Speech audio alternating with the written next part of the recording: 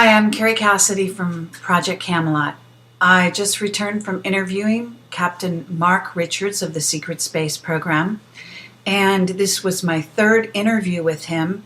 I go to Vacaville, Northern California, and we go to a prison. I'm accompanied by his wife, Joanne Richards, and it's actually not that fun to go to a prison, as you can appreciate, but at the same time it's worth it because Mark Richards is an amazing man and has really a huge amount of information about the Secret Space Program and what's really going on. So this is going to be my overview, I guess you might say, of my total recall of this particular interview. And let me see. What we do is we have a pencil. They do allow us a pencil. So Joanne takes notes and I take some notes. And basically then I compile sort of a written transcript, which I will also post on the page. And then I deliver this sort of overview of the entire thing. So bear with me and I will go through it with you, and you will sort of be able to sort of see, if you watch all three interviews, a progression of information that is substantial and really sort of paints a picture that can give you a better understanding of what's really going on. So first of all, when I arrived, we talked about Robin Williams' death, and that was a very key area because Mark and Robin Williams were good friends. They went to college together, as it happens, and he was in correspondence with Robin up until when his current wife stopped the correspondence. So I don't know exactly why she did that. Mark said that she didn't want Robin to have anything to do with him or to whatever, writing to someone in prison, I'm not sure. But it was very unfortunate, and he basically said that it was very suspicious, Robin Williams' death, that Robin was never suicidal even when he was very depressed, that he would not kill himself because of his children, for one thing, and also because he wanted to protect his own personal image of who he is, and so he simply wouldn't kill himself.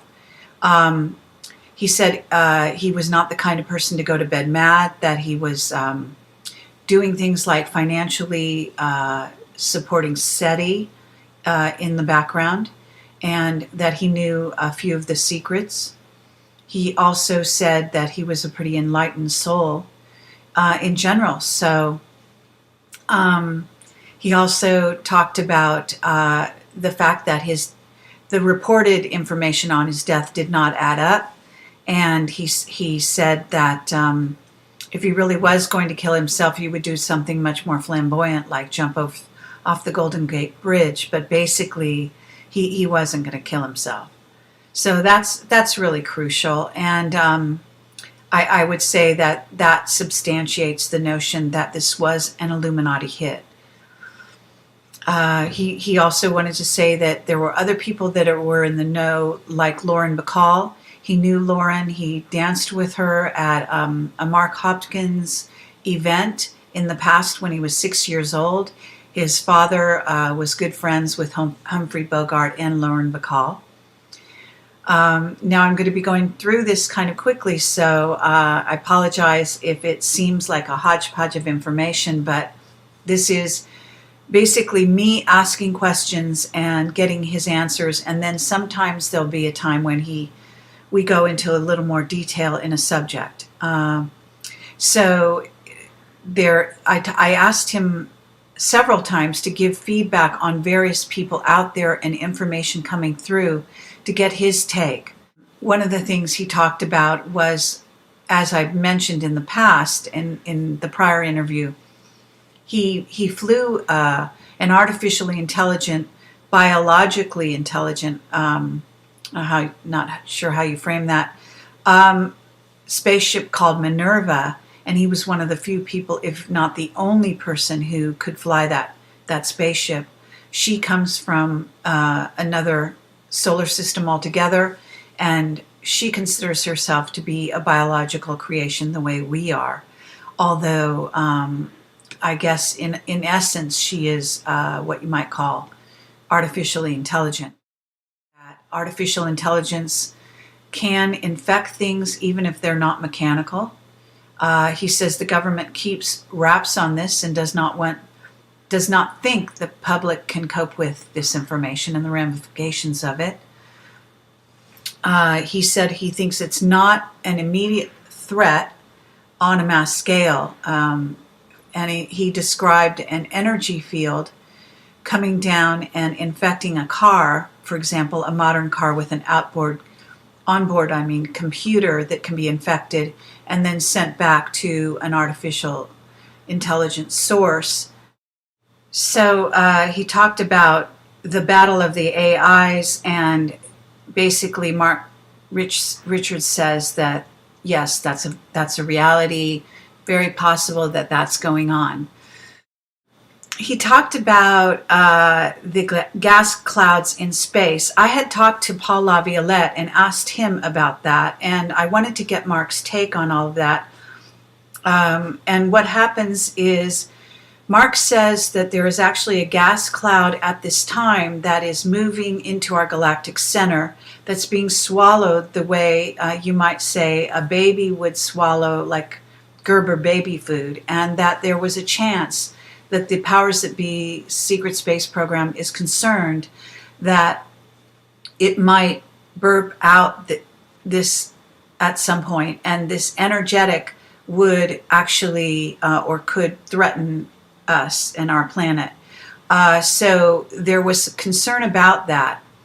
Now, he also said that there are some natural protections around Earth, like the Van Allen belt.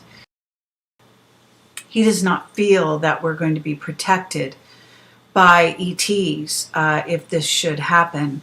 Instead, I asked him about this energetics coming from the pyramids, the top of the pyramids, that there is what I observed in Egypt is at the top of the pyramid, energy going into the Great Pyramid and or coming out. And apparently there have been photographs of pyramids with energetics around them and coming out of them recently. And in fact, I think they have a photograph of the Bosnian pyramid, which Paul LaViolette visited, as well as another group of investigators recently. And there is a person on the internet who talked about the possibility that these pyramids around the world might be being activated.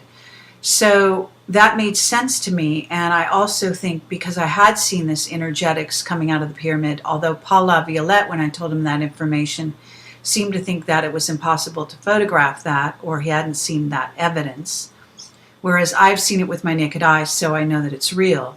Now, I can say that, some people don't have what's called etheric sight. I do have that. So I don't know what other people would see. I do believe it's possible, like Carillion photography would photograph energy coming out of a pyramid.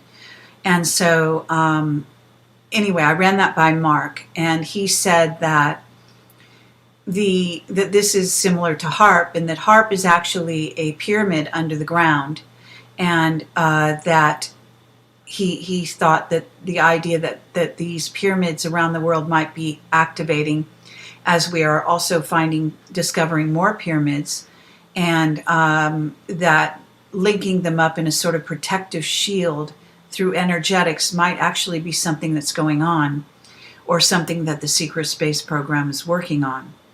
So that did make sense to him. As I say, this is an area that still needs further investigation. I'm going to run this all by Paul LaViolette to get his further take on it, but it is quite interesting. There is no evidence at the moment, as far as I know, no known evidence in the mainstream about what is in essence the superwave that Paul LaViolette talks about. Mark is familiar with Paul LaViolette's work, and I have gotten a validation on the superwave concept, as being real.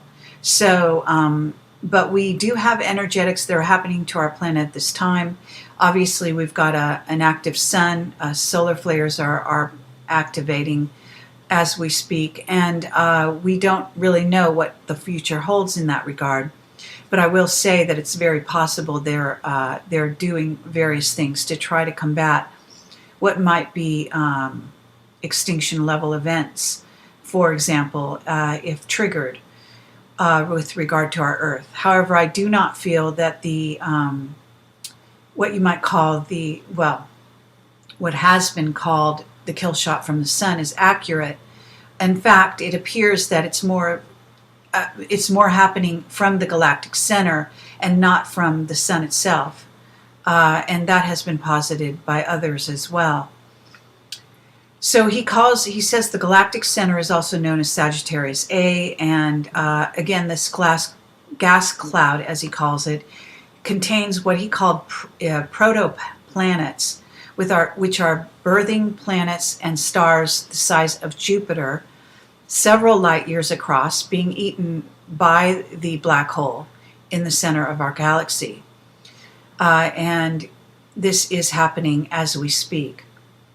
Now, I also talked to him, asked him about the Falklands War and the black goo, which had been discovered there by the Marconi scientists, and there are at least 25 of them which died in very mysterious ways surrounding that story. And I've done a number of live stream interviews with other people, including investigators such as David Griffin, on this subject. Now, Mark did acknowledge the black goo, and I have had other witness behind the scenes testimony talking about it being artificially intelligent. It is also what the Gulf oil spill was all about as well.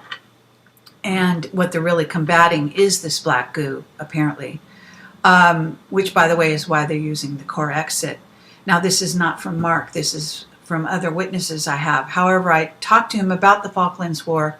He basically said that was right around the time when he wanted to recover. That was right around the time when he wanted to retire from the secret space program. He had lost one child and what he said was a great love of his to the secret space program by that time, and was very fed up and tired, very exhausted, wanted to resign from the secret space program. But it appears that they did not want him to, and this is part of the reason he was framed in this murder charge that he was not involved in. So that's very interesting. Now, he talked about wreckage, evidence of the incidents in which he talks about and have been discussed on other interviews with me. He said that planets such as the Mars, Moon, and others have evidence, and that you can even see that in telescopes. So if you train your telescope to certain areas, you will see debris there. The government counts on the masses to forget what they see because of fear, and also fear of not fitting in and being seen as crazy. And we discussed that this is a huge problem with humanity, that humanity has a huge desire to fit in, and that they practically don't need much programming in order to facilitate making sure that they that they are able to. The government basically counts on the masses forgetting because of fear and fear of not fitting in, being seen as crazy, and they don't worry so much about programming them on a mass scale, simply because the desire to fit in and not be seen as crazy is what keeps them from investigating the truth in our world. He also says the CIA relies on the same energetic and desire of human beings to fit in, and so they use this basically to control us. And now, obviously, movies, TV, and the lies in the news are contributing to this overall sort of mass amnesia and a fear-based paradigm. Then he also wanted to remind me, as he said in the prior interview, that Raptors are funding movies and television there's this latest dinosaur traveling event, which is called, what's it called? I don't know. Walking with Dinosaurs. Oh, yeah. He also talked about the recent traveling show called Walking with Dinosaurs. That's this event in which small dinosaurs like raptors are mixed in with other dinosaurs. And that he said that some real raptors are actually showing up and participating. Obviously, they're not going to have the ones with human feet, motivating the mechanical object, but they look very real, and therefore people aren't able to tell the difference. So it's just something they like to do, something they consider fun. By the same token, they show up at places like Comic-Con every year, apparently, and he says that a lot of ETs show up at Comic-Con. It's considered to be great fun. Obviously, some are in disguise, some are covered by hoods and that kind of thing. Let's see. There was August 28th, 1953, a major UFO sighting in San Rafael where the Raptors conducted what was in essence a christening ceremony of sorts. To celebrate Mark's birth, they believe the first 2 months of life, the spirit or soul is not present, and they waited until this date to have a ceremony around Mark's birth. I asked why raptors chose Mark and his family. He said they appreciate humans with raptor-like courage. His father, whose name is Ellis Lloyd Richards, also known as the Dutchman, was a combination of highly admirable qualities, courage, intelligence, and honor. And the raptors apparently appreciate that. So they contacted him. His father was also, of course, deeply involved in the secret space program and very highly regarded there. He said his father was his role model, and his father has passed on. The Dragon leader, a raptor, met with Ellis Richards, the Dutchman, at Hamilton Air Force Base, August 1952, and they, at that time, were very impressed with his honorable qualities as a military leader. He said that the Raptors rent castles in the United Kingdom, that the Home Office there negotiates with them, that they choose ones that are in out-of-the-way places like Scotland or heavily guarded. He said that even the guards don't see them. They often don't know who they're guarding. They may form a perimeter on the outside. He said the Raptors have a sorcery, he called it, that can basically cloud the human mind and make them forget what they've seen. They do not like to go interdimensional. He said they're very much here in this dimension, because I was very curious since there aren't that many sightings of Raptors, whether they went interdimensional, but apparently not so much. He said Earth is the home planet of the Raptors. 65 million years ago, they left Earth during a cataclysm to colonize space using stolen technology from another ET race. He said they didn't totally understand the tech they were using. They spent a very long time being caught on the inner ring of the galactic center, Sagittarius A. And in fact, just recently, the physicist, what was his name? Stephen Hawking. Oh, yeah. The physicist Stephen Hawking talked about there being an inner ring to the galactic center. And he said they actually stayed with a ship poised on that ring for quite some time. In other words, possibly even thousands of years, our time. And finally figured out they needed to voyage further. Their homeworld, they selected a homeworld in the Draco constellation, and it is now called Dragon World. Apparently, we have not found that planet yet. Now, the princess of the Raptors, according to Mark, and the Raptors themselves are the only reason we're still in existence, because she decided to align her race with ours. Now, I have to say that I don't think this is quite true, because we have multiple layers of ETs and higher, dimensional beings that are also very interested in keeping this human experiment going. But he seemed to think that we owe a great debt to them, the raptors, for keeping us alive at this time and protecting us from a lot of other beings that don't, basically want to see our demise. There are 4 species of reptilians: the Chikar, which have wings and are considered to be royalty; the humanoid type with no tails; lizard-like beings that do have a tail; and then the raptors that are on Earth, which are actually, the reptoids. And the reptoids are another species of raptor that remained behind, apparently, or actually went to the Moon and Mars, terraformed those planets, and stayed there for quite some time, and then came back to Earth, and have also gone out and settled other moons and planets in various solar systems. He said our Earth-like germs are very deadly to reptilians, but that anybody on Earth has developed some immunity. Let's see. He said, we talked about the blue grays that are near New Zealand. He said they're not robots, and they normally live undersea, in undersea bases, and they currently have a positive relationship with humans. There is a very strong, large contingent of grays that are sort of robotic and reptoid, and he basically discounts them and does not really spend any time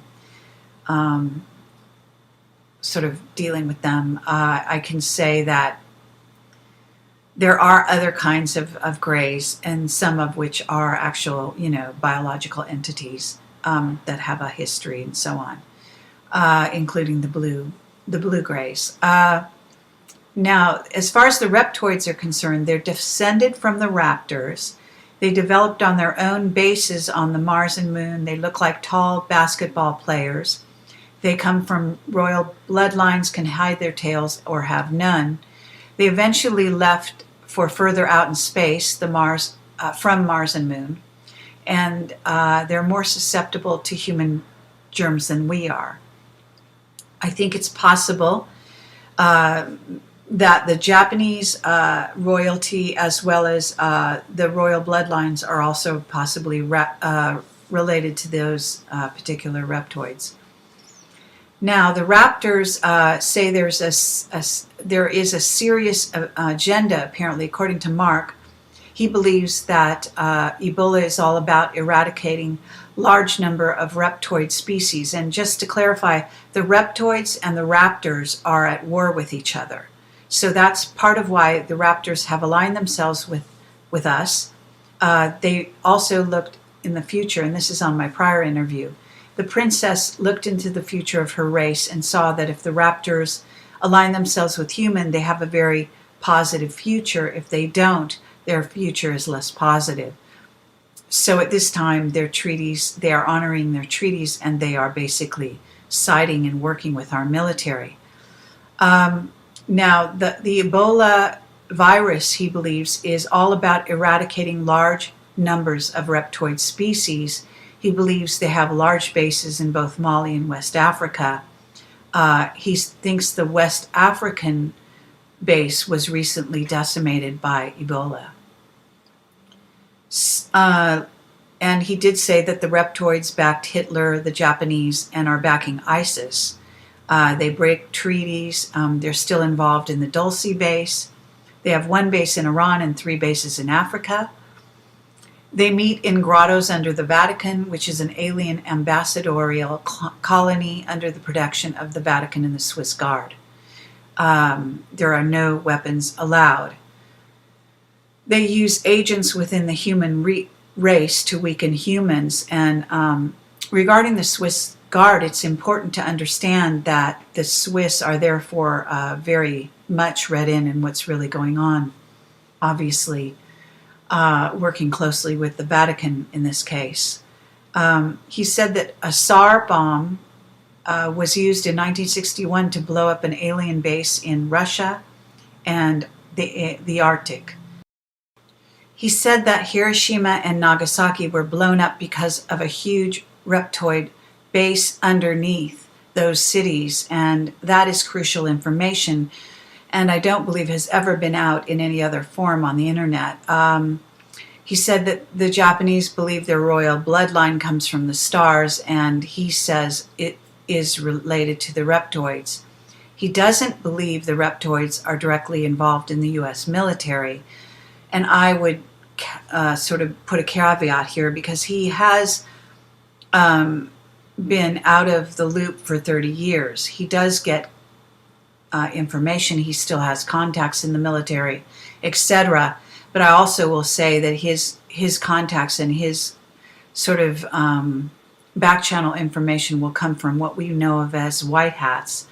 I believe that the U.S. military is infiltrated by reptoids at this point, and the sort of Nazi bent of the U.S. government and the laws that have been passed indicate that. But that's kind of not something that Mark is really exposed to at this time. He did say that von Braun is and was a devoted Nazi, and that he never severed ties with them. He said that reptoids don't get involved with missile technology. They consider that old school and that it's very antiquated, and that they've only been helping with flying saucers and the Nazi bell. Now, back several years ago in Camelot, Bill Ryan and I flew to Poland and went to visit one of the sites of the Henge, which is where one of the bells could have been constructed, and shot a video there and interviewed Igor Witkowski, who is a German investigator into the Nazi bell. That is a time travel device, and it also pertains to Montauk.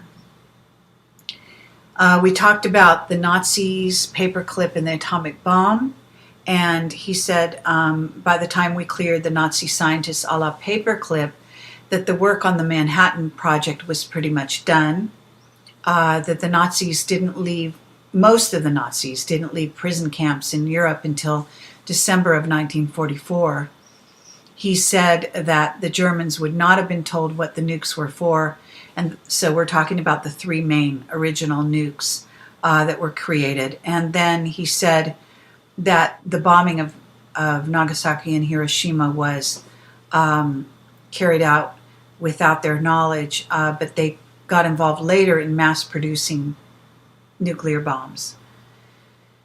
And he said that the Japanese couldn't continue the war at that time without the superior help from reptoid groups. He said they desperately needed fuel, nuclear power, etc., and that 3 countries during World War II had deals with the reptoids: Italy, Germany, and Japan. He said that the reptoids have bases above and below the ground. So I was very interested in why Japan continues to be targeted a la Fukushima. And Mark was very reticent to talk about what was really going on there. Apparently, it's too, he tends to be willing to talk about historical events, but he tends to not talk about current events as much. He said that the Japanese and North Korean are very involved with many groups, including the reptoids, but he won't say any more about that. He said the Chinese are working with 3 groups. He said there are groups of Chinese that are trying to save their country. He said the price for alien help is high. They want humans in exchange for food, breeding, work, and to use them to fight off planet. He said human soldiers are being recruited to fight off planet. They are basically being given a kind of a paradise in space in exchange for doing farming, mining, and fighting. And they are able to live in beautiful cities off planet and various terraformed planets and have luxuries, etc., in exchange for fighting for them. He also said that there were many soldiers that were being utilized in our military that have no idea they're going off planet.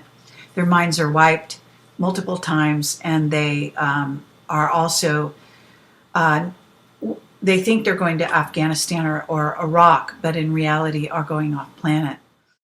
He was hesitant to say why the U.S. and Israel hit Fukushima, but he did say that the royal family was related to reptoids. Regarding the Aldebaran, the beings from Aldebaran who helped the Nazis and Africa, Gordon Duff had been claiming that Africa is being given to a race from Aldebaran who worked with the Nazis. And he said that they had destroyed their home planets, in fact, 2 of them, and they needed a place for their people to go. Mark says we aren't giving all of Africa to them, just creating very large bases in both Africa and Siberia. He said they look Nordic. I have a secret witness who claimed that they were changing the color of their skin as they came on, were landing in places like South Africa, and that immigration rules were showing an influx of black Africans that were highly educated, and they had no way to trace where they were from. And I ran this by Mark. Mark does not think, he thinks that we have the technology to change our skin color, but that he believes the Nordic race from Aldebaran wouldn't maintain this long after arriving, even if it is happening. He did say that according to Mark, we have beat them back from our shores before. He said Africa has been the site of several battles with off-planet races, and that much of the violence in South Africa is alien-induced due to mind control or buying off of people. In other words, paying them for violence. So now, regarding mining the earth, some people wanted to know, that they basically thinks, why bother? Why would aliens want to mine earth? And Mark said the earth is very easy to mine in large quantities. It's resource rich, has gravity, whereas, say, mining off an asteroid with no gravity makes it very difficult. He said oxygen, food, and gold, and the temperatures are not as harsh here. So this makes us, the Earth, a good solid base for mining. He said also it's easy to relax here for alien species. That's how he put it. Okay, I asked him about Val Thor, who came from Venus and was said to have gone to meetings in the Pentagon many years ago. He said that Val Thor was a legitimate visitor from space, that he was from Venus. Mark said he met a female from that group and got to know her a bit, and that Venus is actually a great place in 65 other dimensions, but not in this one. And that the dimension, the Venus that Val Thor came from, is in another dimension. He also said that they wanted to move their species here to colonize. He said, but Mark was somewhat suspicious of their actual intentions beyond that, and that he didn't necessarily think they had our best interests in mind. We talked about the UN, a specific organization called UNESCO, and also the head of the UN, and he said that since 1947, it's been involved in negotiating with aliens regarding setting up bases on Earth, and that certain international corporations demand to be represented in those meetings, including companies like Bechtel and others. One can extrapolate and imagine others such as Lockheed Martin, etc. Certainly aerospace companies, but I'm sure there are others. Westinghouse, all of these, the usual suspects, you might say. He said no one person knows everything, and it's a constantly changing picture. Regarding his security oath, he said many security agreements now state that if the info is on the internet and known by the public, it's okay to talk about it. So I guess he uses that somewhat as an sort of barometer for what he can and can't talk about. We talked about Gary McKinnon. I have interviewed Gary, and I wanted to talk to him about Solar Warden, which Gary McKinnon found evidence of, which are fleet-to-fleet transfers and lists of non-terrestrial officers. And Mark said that he knows of Solar Warden by the name Pine, P-I-N-E. And I did not get what those initials stand for, unfortunately, which I will try to do in the future. Gary did find evidence, and he says that the evidence he found was because the security would have been very lax. He said back in those days, the military computers were unreliable, and that security was lax in both the Pentagon and NASA, because in part of their arrogance, they felt that that humans, as a rule, would simply not be able to figure it out and be able to hack their computers. He said that Ellis Richards, Mark's father, was involved in setting up the internet relays to universities back in the early days. I asked him about Bill Cooper because I wanted to know if I thought maybe they'd known each other, and sure enough, he said that he was friends with Bill Cooper, that he knew him for a very long time, that they went to naval class in, they attended the same naval classes in Hawaii, and Mark spoke very highly of Bill Cooper. I ran a story that John Lear has told us about Bill Cooper basically sort of going off the deep end ultimately, but also getting something called UFO disease, where he said people start running out of stories, so they start making things up. He said that he doesn't believe Bill Cooper would have done that. He said that Bill Cooper was killed, was set up, and that it's very possible that he was mind controlled towards the end of his life to reverse his position on the ET question as a result of mind control. He said Cooper knew a great deal, and he was very dedicated as a whistleblower, and he started out very carefully and eventually widened the amount of information he was giving to the public, basically because he began to understand the sort of deeper service to humanity that he was part of. And I think that Mark also sees himself in that light. He did know of Phil Schneider, but he doesn't know him personally, he said. Regarding MJ-12, he said that it is made up of the existing power structure. He said sometimes they give orders to other organizations, but MJ-12 has many people above it as well, giving orders to them. Mark said that Truman actually established in 1947 something called IS, that was supposed to be a fast-acting international organization to deal with the alien civilization and the off-world threat, as he called it. He said he did not call IS the same organization as MJ-12, for what it's worth, and seemed to infer that that was a different organization altogether. Project Moondust, he was part of Project Moondust, which is the crash and ET retrieval and reverse engineering of spacecraft, off-planet spacecraft.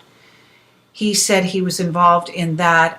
He said a lot of reverse engineering is handled by corporations, not controlled by Congress, and that he was involved in tracking ETs and possibly securing them similar to Torchwood, and information related to what Tony Dodd, our Camelot witness, who came forward talking about Torchwood and the truth of those agents that are going around arresting and picking up ETs that are walking among us.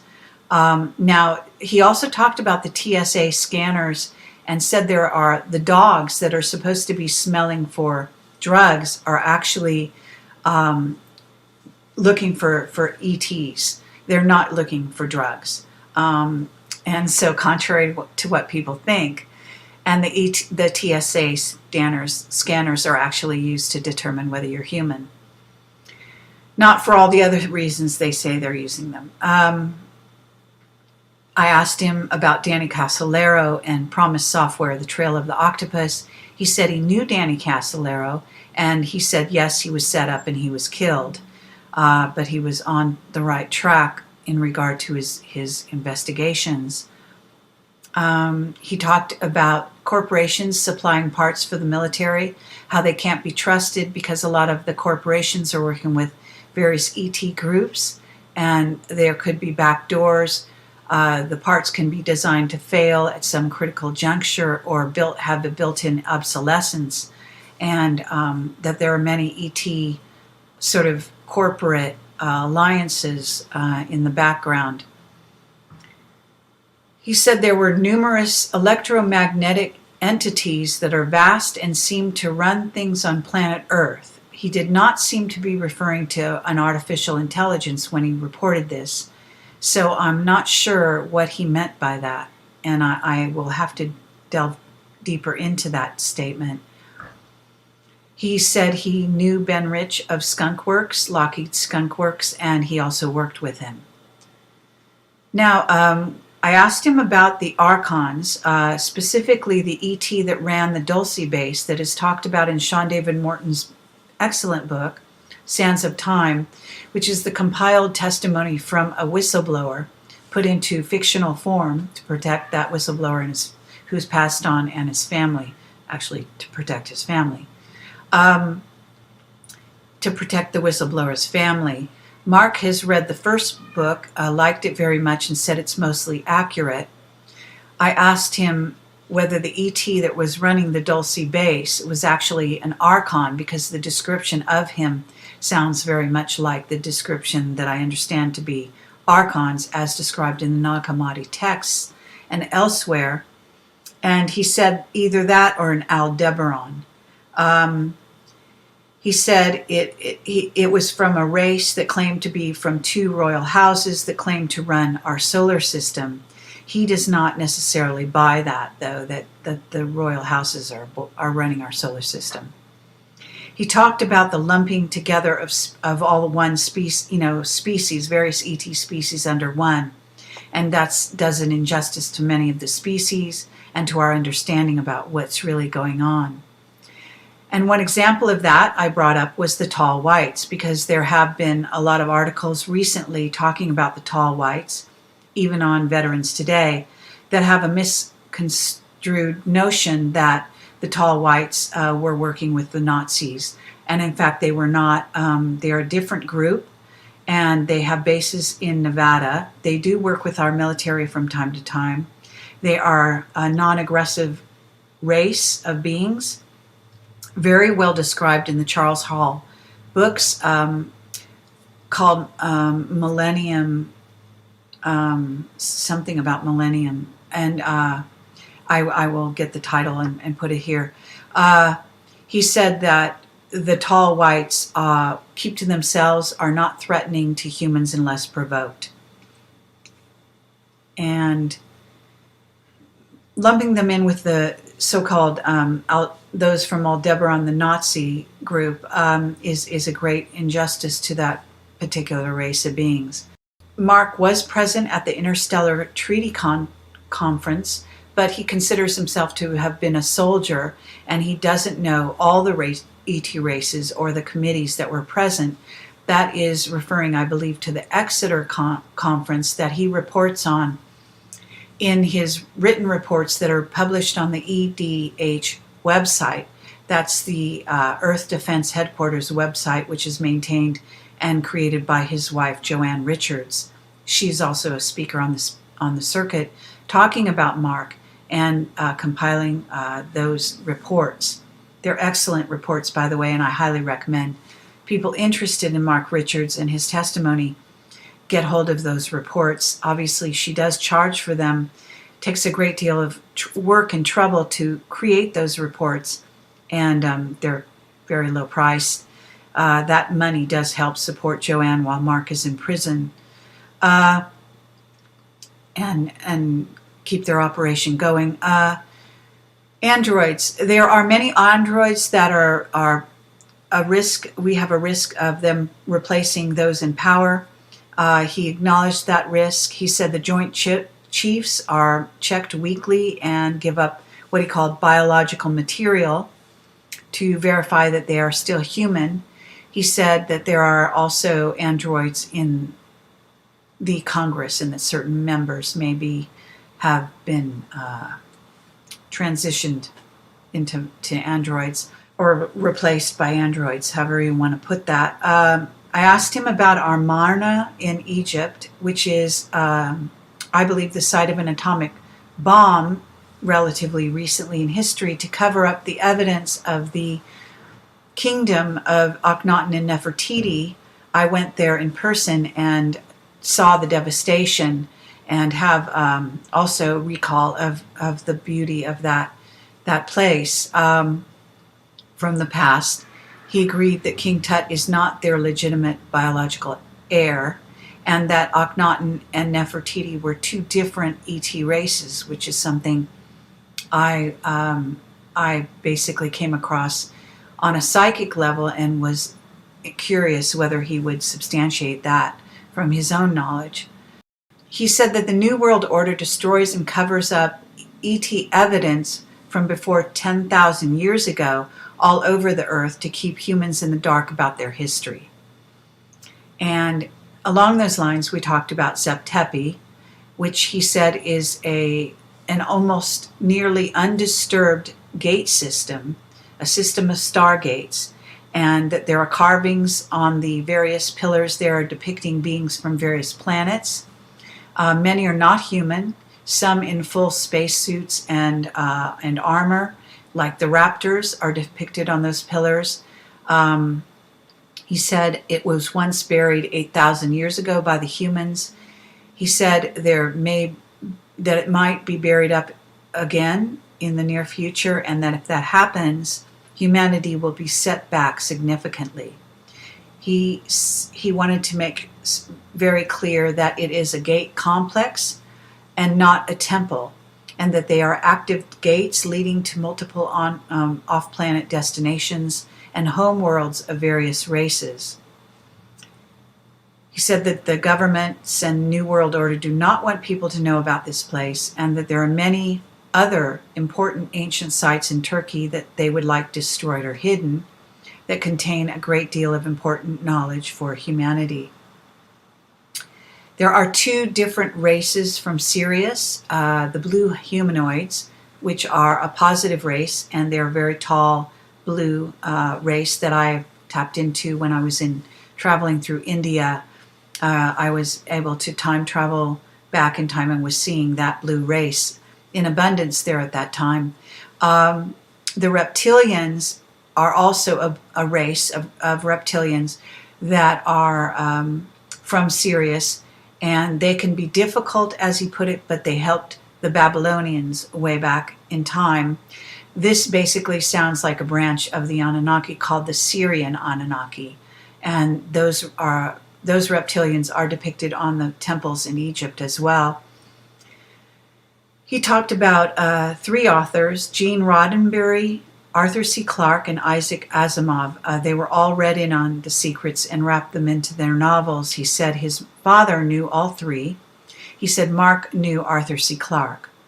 Now, regarding dimensional travel through portals and wormholes, he said that we have the tech to travel through them, but he doesn't think that we necessarily have the tech to go what is called quantum teleportation, because our ships are unable to interact unless they are artificially intelligent with the wormhole. But he did say that our bodies could travel because we have an intelligence that allows us to assist in reconfiguring our physical body and atomic structure on the other side. He said another way of traveling is time shifting or sliding, in which we take our body with us. We talked about Phobos, a moon off of Mars, and he said it is in non-human hands. It's 2/3 artificial, hollow. He acknowledged there's a race of non-humans that run it, and they are supported by some humans in positions of I think tech, using computers, and also security. He referenced the recent comet flyby on Mars and said that basically, actually it was targeting Mars. It was shot at it, aimed at it, but it basically was shot at from on the surface of Mars and pushed further away, and that's the bright flash that people are seeing, that the base was not affected. And I actually tapped into that information psychically prior to talking to Mark, so it was interesting that he substantiated that. He said Israel is run by one race of beings and Vatican by another. The two races are at odds with each other and wish to wrap humans into fighting their battles on the ground. And he didn't want to name the race that is backing Israel. He's quite careful about that. It appears that that race is the Anunnaki. However, from my interpretation, indications are that this is a Sitchin Anunnaki race spoken about by Zecharia Sitchin in his books. He also talked about the Zimbabwe ruins and said that they were of ancient origin. And that's an amazing site. And Michael Tellinger refers to it as being a former home of Enki. And so that's quite interesting. He said there is a large non-human ruin in France, some distance from Paris, that has 90-foot walls. And they tell people it's a Roman ruin. It is actually from an off-planet race. He said ISIS is being backed by the New World Order and the reptilians. We are attacking Syria due to an active gate system there. The Israelis bombed the gates to close them. There is one in Iraq that Saddam was allowing humans to jump through, and that's why it was closed and he was taken out, among other things. And he also said that the U.S. military will never leave Iraq, and they must secure the gates, and that there is a gate complex, as discussed in the previous interview 2, in the mountains between Iraq, Iran, and Syria. Those are a moving gate system, apparently. He talked about, actually, I asked him about the 9 pyramids that we were told by Valery Uvarov that were built several years ago outside the city of St. Petersburg, Russia, and asked why they were really built. He said that that area is run by the female head of the FSB, and that she is the mother of one of his children, and that he could ask her. He also said that, yes, she could get him released from prison, but he would have to join the FSB, and his loyalty is with the United States. He believes in democracy, not communism, as a way of life. So obviously they have a strong philosophical difference. Regarding Mark in prison, his life is being threatened on a regular basis. He said there are many attempts on his life. He is hard to kill, and that he believes that the way he framed it was they send boys to do a monster's job. And he said, of course, there's always the chance that at some point in the future they may succeed. He is considering an offer right now that looks interesting and could result in his release in exchange for going back to work for some faction of the secret space program. He acknowledges that there could be more offers coming as a part of an effort to re-recruit him and shut him up. He said that no one except his father, Ellis Lloyd Richards, has ever been able to control him when he was young. He said there's only 2 people left living that can control Mark, Claire Booth Luce and Bobby Inman. And he said he's been told that by the powers that be that they will kill his entire family if he tries to escape prison, and that it won't be quick. I told him about, I had a psychic intuition about Bobby Ray Inman a long time ago and offered to interview him. He did not acknowledge my offer, as I knew he wouldn't, but I thought I would ask.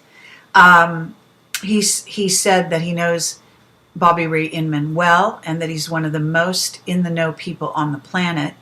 He is much on the level of his father, the Dutchman, he said, in terms of his knowledge and inside access. He worked for him, and he says basically, that it appeared that he thought he was a good guy. Mark says he himself is very well known within the secret space program. He is occasionally doing jobs in the secret space program, even from prison, the New World Order, for the New World Order, in order to keep them happy and to keep his family alive.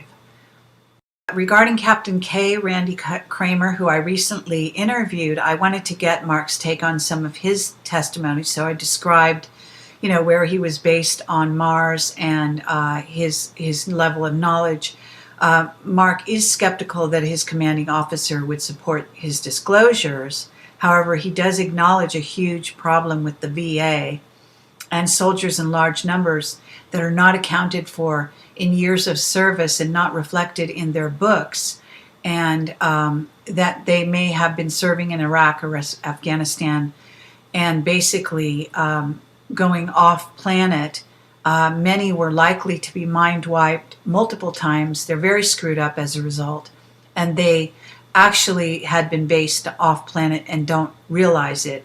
So this does relate directly to Captain K and to his recall, and does explain some of his sketchy recall in certain areas. So that was quite good information. And it would be great if we could get Mark and Randy Kramer to meet at some point, I think.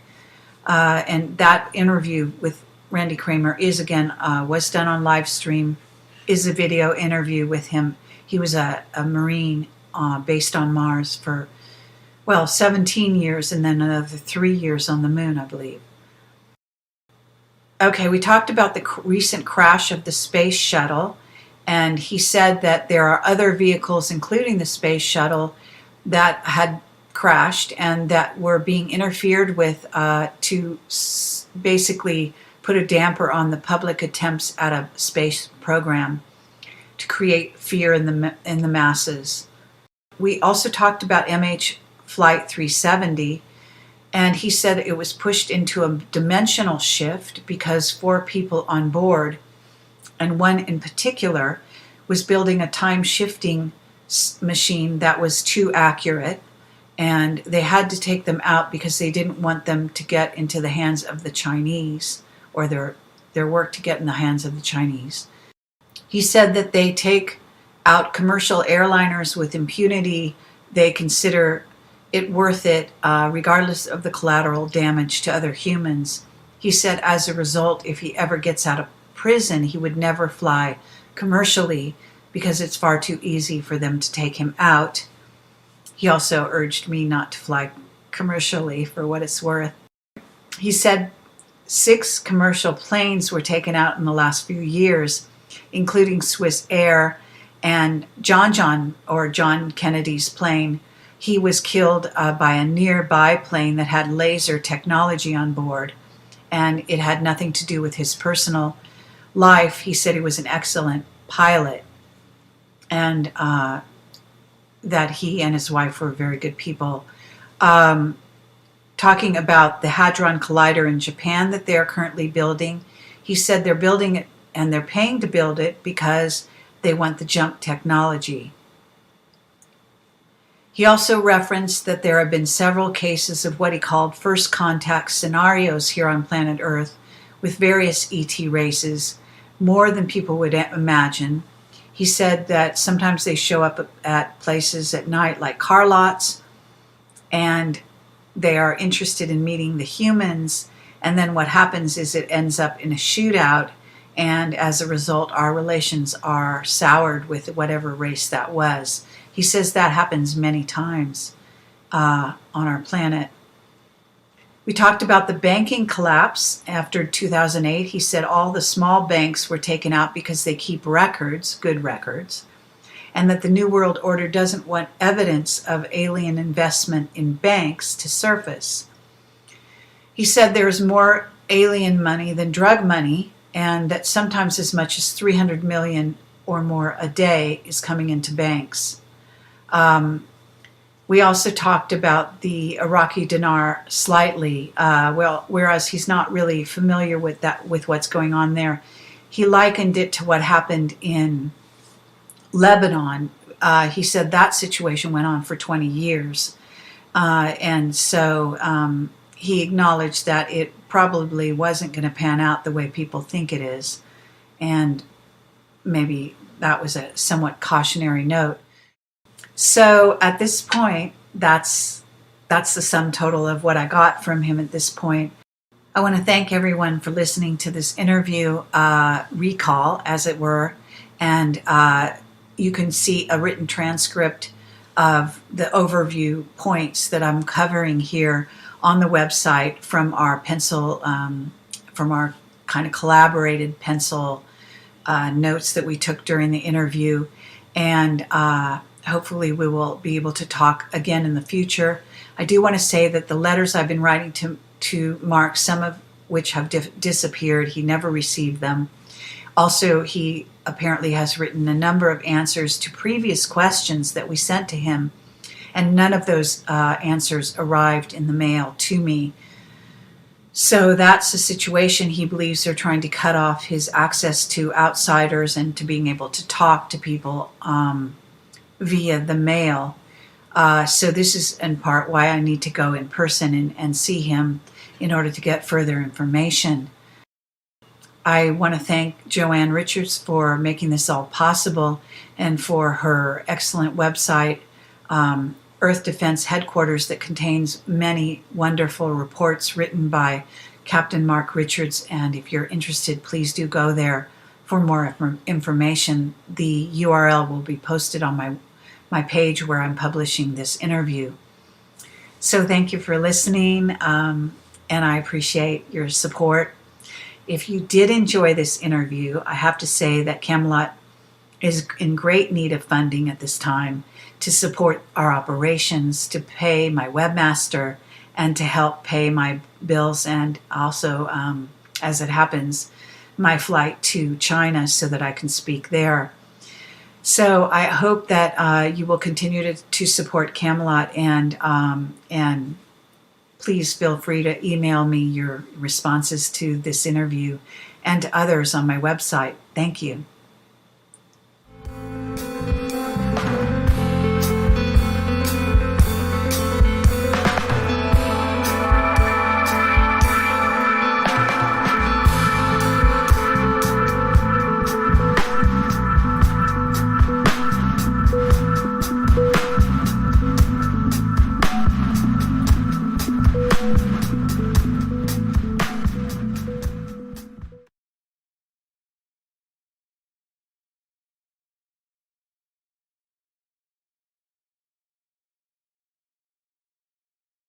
Hi, I'm Carrie Cassidy from Project Camelot. This is a commentary on my recent interviews with Captain Mark Richards from the Secret Space program. I decided to do a commentary to cover some of the parameters of what's going on when I'm interviewing him, so people could get a general idea of the playing field that he's operating in and how it affects the testimony that I may get from him, as well as starting to understand why I choose to ask the questions I do and not others, and so on. So I'm basically going down this overview here to set the scene, if you will. And then I do highly recommend that you watch all three, what are basically interview recalls of my on the scene in Vacaville prison interview with Captain Mark Richards. Now, first of all, I want to say, for those who haven't seen the interviews, that I am not allowed to bring in any recording equipment. That's the first problem. So we are in a large room with lots of people. All the other inmates are in the same room. There's lots of talking and loud, laughter and everything that you get in a place where there's lots of humans. And we are I am there with Joanne Richards, his wife, and she is helping by taking notes using a pencil. And pencil on paper is very difficult for obviously many reasons for taking notes. And I also do some note taking during the interview myself when I have a chance. I spend around 3 or 4 hours with him. At least lately I have been. And during that time, I'm very conscious that I must remember everything he says, because otherwise it could be lost. And my whole purpose is to get the truth out to the people listening. So with that in mind, I ask him very direct questions, and it doesn't really allow for him to go into a lot of depth with regard to various things. If you can understand that in terms of total recall, my recall is going to be on the specifics as much as possible, but rather the big points he makes, and I can't literally sort of regurgitate the information verbatim. So what I am doing is trying to get the best testimony I can under the circumstances, and also to facilitate my recall of what's going on. And what has happened is that I've started to read his reports, and his reports, such as the Battle of Vesta, that will be, I believe, published by his wife Joanne Richards very soon into a book. And it's an excellent report. It's really like a sci-fi story. At the same time, it contains excellent science, both conventional science and a history of space travel, as well as covering the various sciences such as physics, astrobiology, time travel, and so on, as well as various fuels that they used or experimented with to do space travel, and so on. So it's really an amazing report. And within it, of course, he has plenty of time to elaborate on various subjects. Now, my 3 interviews, again, we get very clear answers to very direct questions, but we don't get a chance to have him go into sort of waxing eloquent on the nature of space travel, for example. I encourage people to go to Earth Defense Headquarters, and I will put that URL here on the screen, and read his various reports, including the Battle of Vesta, which I'm going to reference here a few times. So within my reading of his recent report, The Battle of Vesta, what becomes clear is it's basically an autobiography written in the form of a sci-fi adventure story. And I have to say that for all intents and purposes, it appears to be mainly true. And but at the same time, because he's using that technique, I'm sure that makes it possible to get those reports out of the prison and published in the mainstream. So that's really what his objective is in that case. Now, on top of it, his wife Joanne is facilitating all of this, and it's needless to say that we are being surveilled and listened to during the time when I'm there. There was quite a to-do when we wanted to even use a pencil to take notes. So for all intents and purposes, he's writing an autobiography. And it's needless to say that there are plenty of surveillance and listening devices around us at all times. And we have, again, the pressure of time regarding the questions and the depth of the questions, what is able to be facilitated within the limited time we have each time I come and visit him. Now, on top of it, I haven't had a chance during these interviews, of which there have been 3 so far, to really delve into his spiritual sort of orientation, if you will. And that does factor in to explaining where he's coming from, and might actually be very helpful if we can go down that road in the near future. So I will try to do that when the situation permits. Now, the objective of this interview is for the purposes of disclosing information about the secret space program. And within that, I just want to remind people that he has been out of the public sector now for 30 years.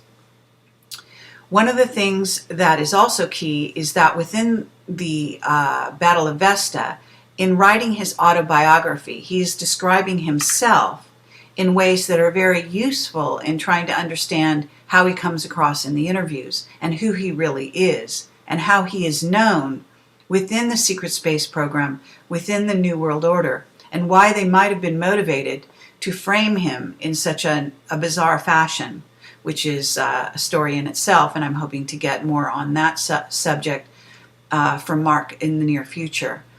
So what we're talking about is a man who was a rebel even in the secret space program, that the only person who could really control him was his father, who was again called the Dutchman, Ellis Lloyd Richards, and some people called Rich for short. So that's very interesting. Now, within the third interview, he talks about Bobby Ray Inman and Claire Booth Luce as both being able to control him as well. But by control him, what I mean is that get him to follow orders.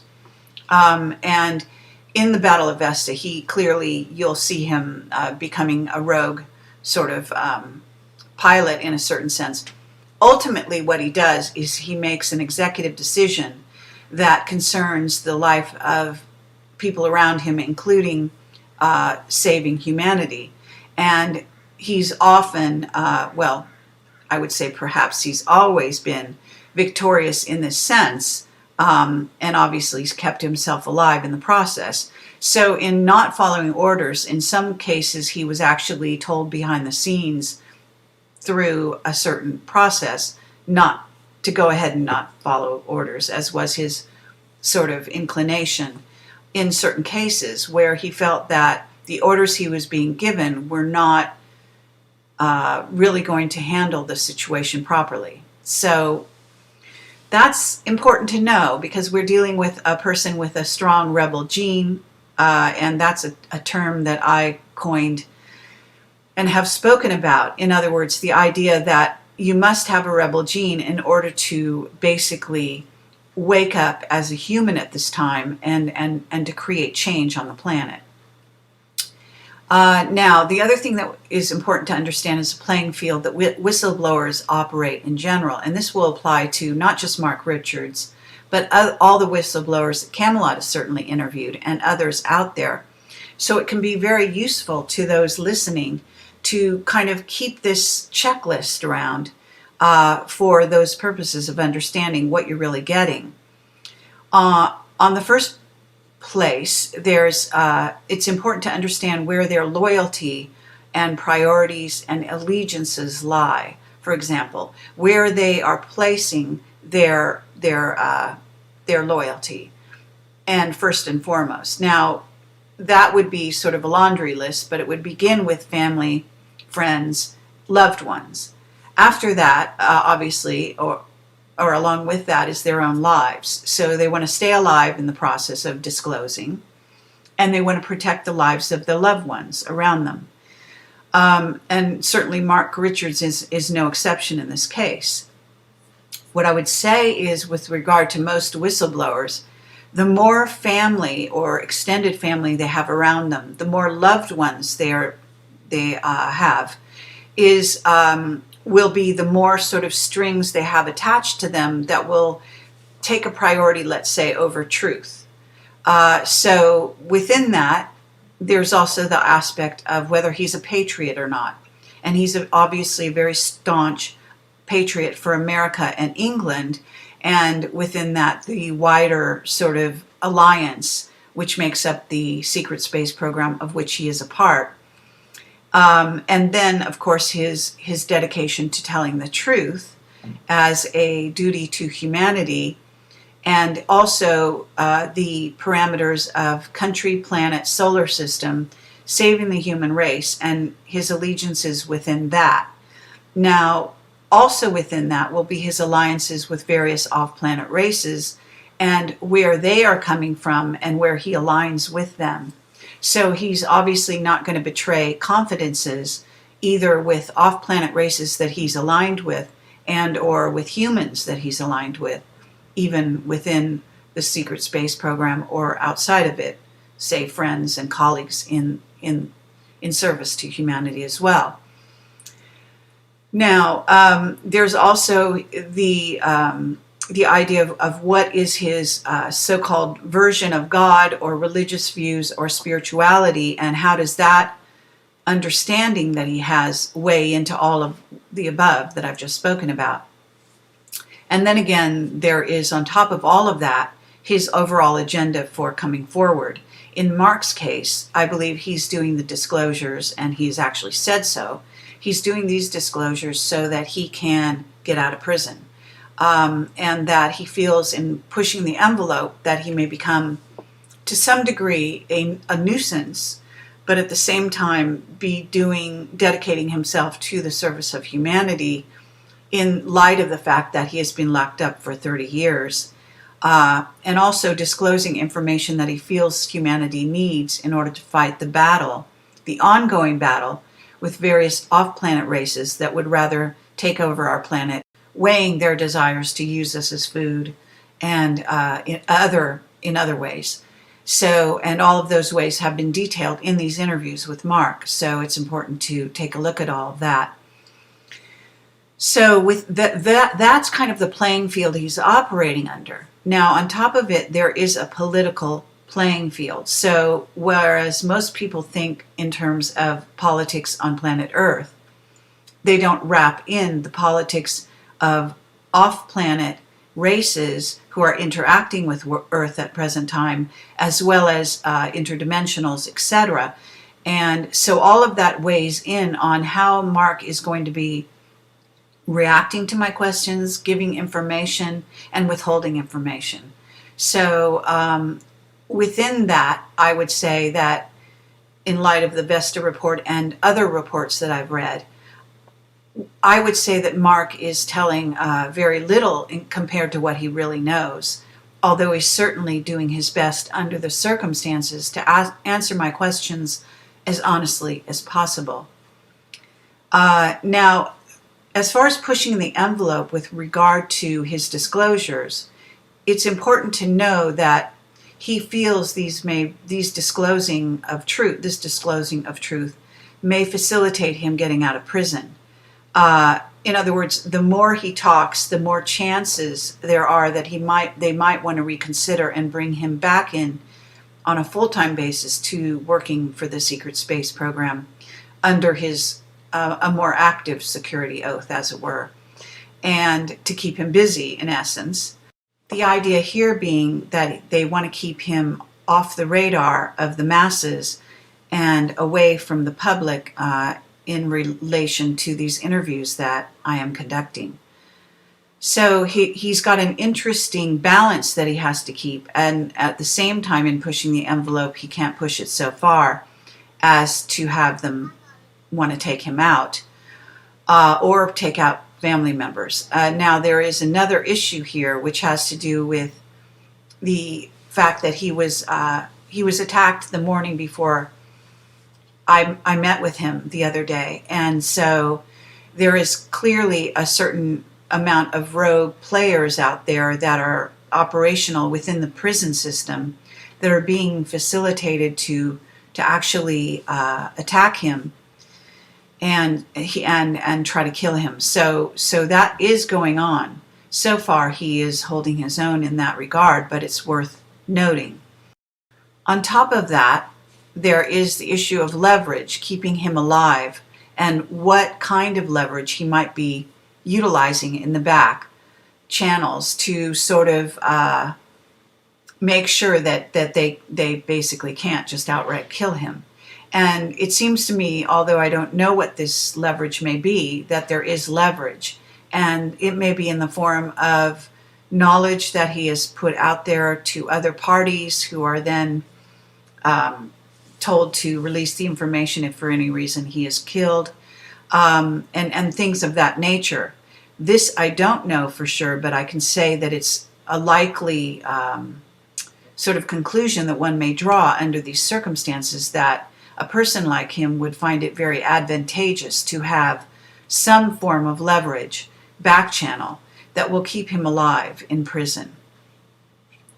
On top of everything else, he appears to be a very dedicated American patriot, and that's key, actually, because it also has to do with what kind of White hat backing, if you will, he has behind the scenes to keep him going, and to protect him both inside prison and outside.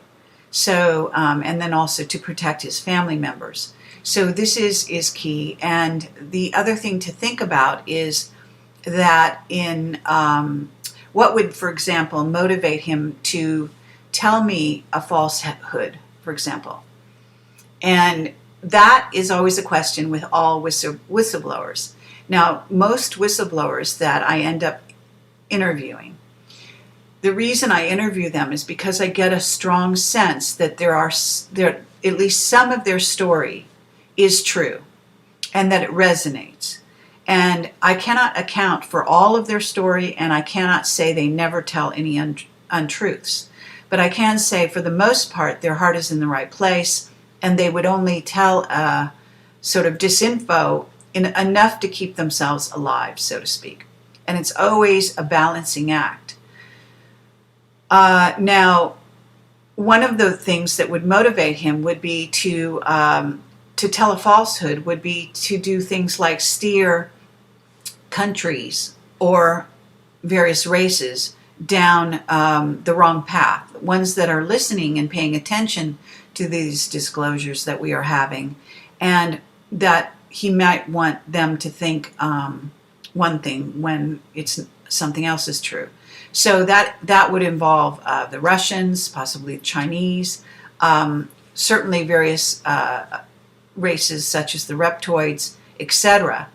And at the same time, when he's talking to me, it's very possible that from time to time he is giving me a message that he wants to deliver, or he's been told to deliver, to the outside, be it one of these sort of political adversaries, whether on Earth or off Earth. So that's another thing that's going on during the interviews. And of course, he is going to also tell a falsehood or protect information, if you want to look at it that way, if it's necessary to safeguard the secret space program, his family, himself, the sovereignty of the U.S. and of humanity, and also the supremacy of the sort of United States and England, and the Allied sort of resistance on the white hat level to the interference and invasionary forces coming from collectives, as he calls them. So that's a very real motivation. And the other thing is just plain out to mislead, as I mentioned, various alien races that we are fighting both on and off the planet. So within this, where does that leave me and or most of us in trying to learn the truth? First of all, I would say in a fairly precarious situation, but it doesn't mean to say that we're not getting very good information, and we are. And, you know, again, I believe that each of us has, in essence, a truth resonator, which will tell us when we're getting good information versus the contrary. Another thing he talks about in Vesta, the Battle of Vesta, is he is speaking about the history of NASA, and he talks about something called NEXT, which was a step-by-step program, which was a plan for space travel, I believe using conventional science and public domain information. I believe using conventional science and public domain information due to the reduction in NASA's funding that happened around the year 2000. This is well documented in the mainstream. He said, quote, "The new strategy would be one step at a time, much closer to the steady progression von Braun anticipated." And then he says, sadly, it would not take place, as by then the unhuman forces of the New World Order were firmly in power in the United States.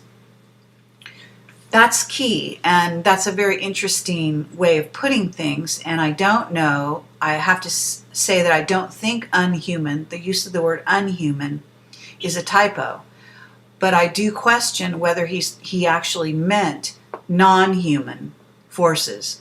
Because if you say that the non-human forces of the New World Order were firmly in power in the United States in the year 2000, which in my view is certainly the case, but to get validation from him in writing and within the Vesta report is key. And that is something that that needs more investigation and more delving into with Mark. And so I also want to say that the Vesta report contains a jumping back and forth between what is a seemingly true story, and that includes raptors in space working side by side on an Orion craft with him as the captain, and also a fascinating adventure story, as I have mentioned, as well as hard science. The hard science may be science in that he may be disclosing, at least carefully, some of the true new science within the secret space program. He's also disclosing, of course, or talking about hard science that might be conventionally understood in terms of history. So I would say that the adventure story, sci-fi, and the entire report would be something that would make a great movie, and that it would probably please both George Lucas and James Cameron, who are directors who are fully in the know, apparently, in terms of the ET reality and what we're dealing with here on Earth. Now, there is a gap between what the secret space program science entails and what he is writing about. Obviously, he's not going to be revealing science that would then give certain key elements away to either unfriendly alien groups and or unfriendly governments around the world. And so this is key again. So all of this adds up to the idea that he is basically playing a very careful and delicate game in disclosing from prison the way he is. And I can also say that we are very privileged to be able to get this kind of information from him, and that he is also being very clever in the way that he puts out the various reports and they contain information that's highly that may be highly secret, and in some cases putting it out covertly in such a way that it will go under the radar, not only of the prison guards, but also under the notice of people who are trying to curb his enthusiasm and courage in disclosing the truth to humanity as best he can at this time. So for those of you who have seen the interviews, which are really, in essence, my recall of my interview with him, that this should add to it. And for those of you who have not already seen the interviews or have not seen all three, and there will be more coming in the future if circumstances are provided, I really highly encourage you to do so. And thank you for your support of Project Camelot. We are running on donations pretty much exclusively at this time, with the exception of selling some DVDs. So however you are able to support this work, it is very helpful when you do donate, simply because my time is completely wrapped up in trying to disclose truth to people out there. And without your support, I simply would not have the time to do this. So there's that. On top of it, I want to say that I want to thank Joanne Richards for her dedication and support during these interviews, and also Mark Richards, of course, for his dedication and service to humanity. Thank you for listening, and have a great day.